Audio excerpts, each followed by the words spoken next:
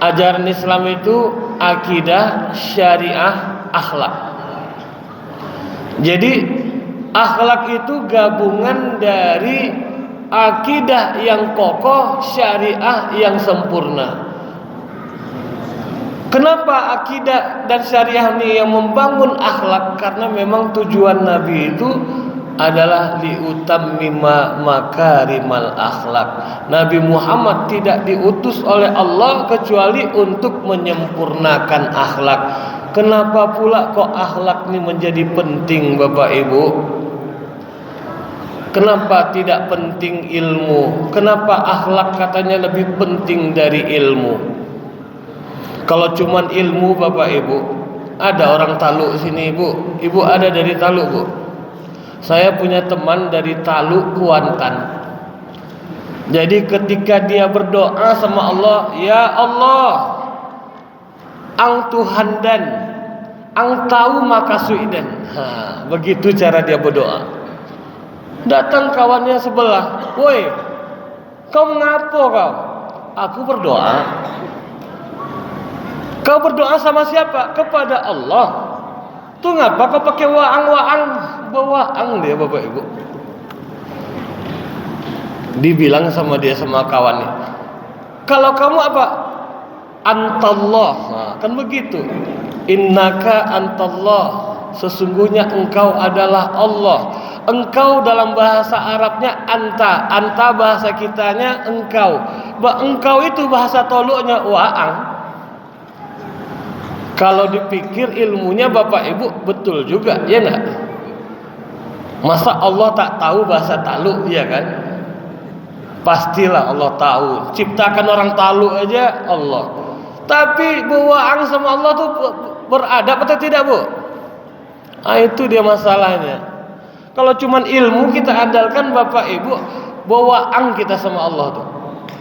Tapi karena ada adab, ada akidahnya yang kokoh, ada syariah yang sempurna, baru menjelma menjadi akhlak. Apa itu akhlak? Akhlak itu, Bapak Ibu, sifatun sabitah, sifat yang sudah melekat di dalam diri seseorang, tak pernah berubah-ubah. Makanya kalau belum jadi akhlak itu, Bapak Ibu, ya Bu, konang Bu, ingat Bu, waktu dulu sebelum suami Ibu jadi suami Ibu, terjatuh aja sedikit Pak, waduh gak khawatir, hati-hati deh, mak jojok nengoknya Pak. Itu dulu. Kini lah Ibu, terjatuh Ibu, mato kau. Iya kan Bu? Tinggallah Ibu berlinang air mata. Abang sekarang sudah berubah Bang. Terlalu banyak nonton sinetron. Kalau berubah belum jadi akhlak. Nah itu dia Bu. Ya Pak. Kalau baiknya cuman waktu ngantar sembako, waktu nanti ini maut 2024 pemilu, itu belum menjadi akhlak. Lo apa tuh kini tentu yo kalendernya bertebaran. Itu belum menjadi akhlak. Kenapa penting akhlak? Karena kita perlu orang yang punya integritas, tak berubah-berubah. Bagaimana caranya Bapak Ibu membentuk akhlak supaya tidak berubah? Makanya ketika iblis, Bapak Ibu, dia berjanji, bikin perjanjian kontrak dengan Allah. Apa katanya? Kata iblis, ya Allah, lima aghwaytani la uzayyinanna lahum fil ardi. Karena aku sudah engkau murkai Allah, karena engkau sudah marah sama aku ya Allah, aku akan hiasi kepada manusia itu dan aku akan sesatkan mereka. Tapi apa kata Allah? Kata Allah, illa min ibadiyal mukhlasin, kecuali hamba-hambaku yang ikhlas. Siapa hamba Allah yang ikhlas? Yang memang dia baik itu karena Allah.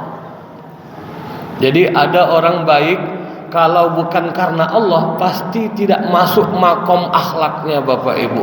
Kalau baik karena mertua, selagi mertua hidup ini elok Pak Bu, eloknya ngapo ancak di mato mintuwo. Nah, itu dia, entah cari hartanya tidak tahulah kita kan.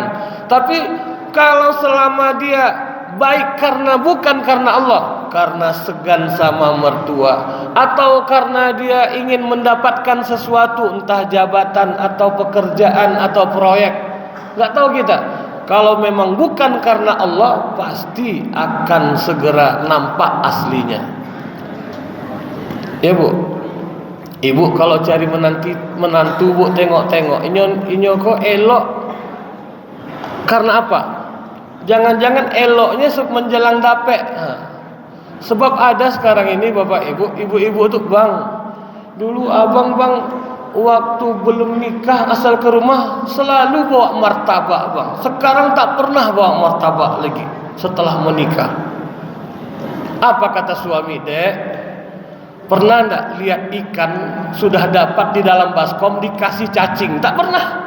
Oh itu berarti selama iko dia baik karena supaya dapat anak ibu.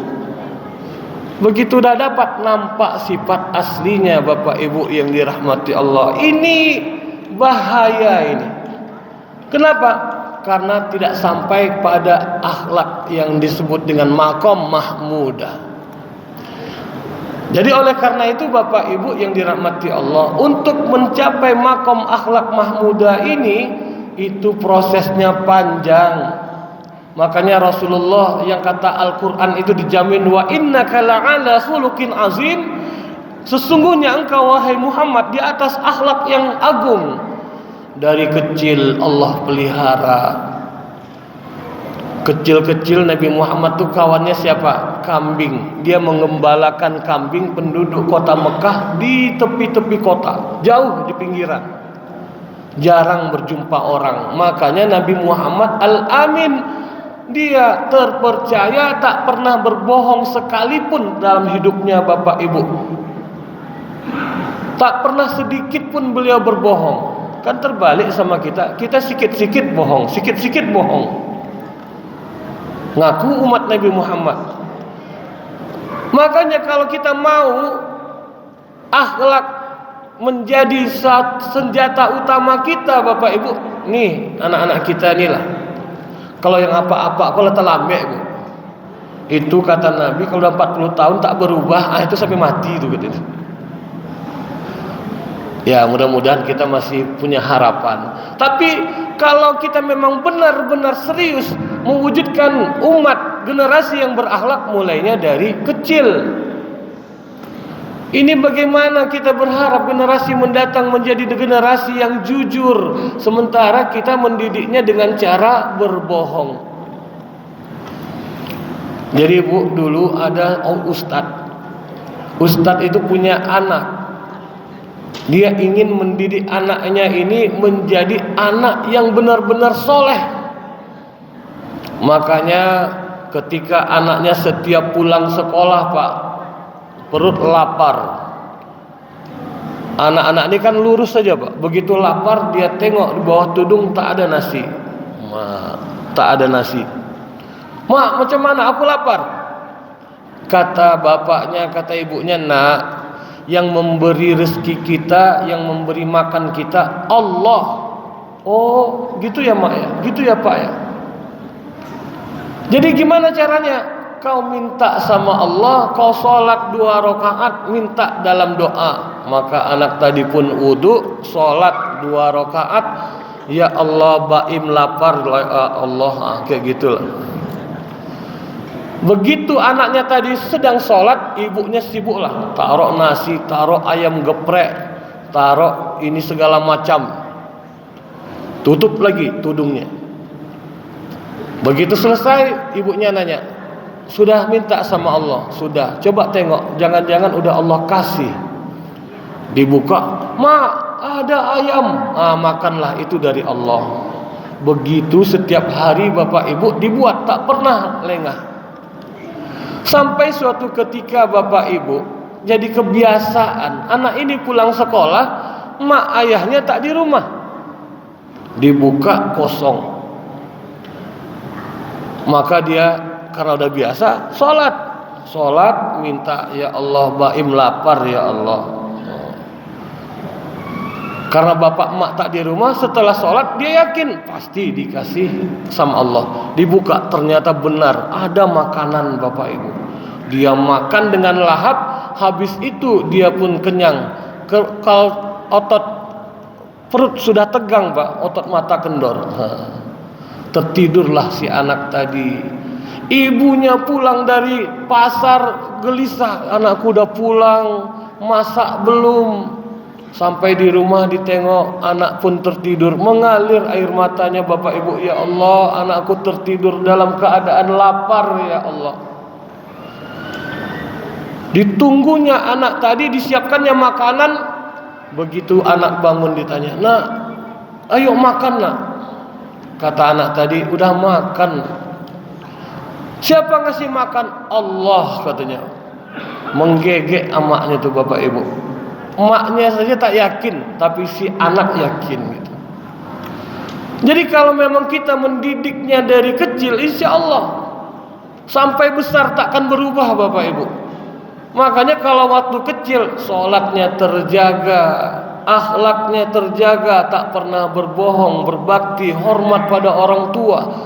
Kemanapun dia, mau ke Amerika, mau dia ke Eropa, bahkan mau ke negeri komunis sekalipun, insya Allah akan terjaga.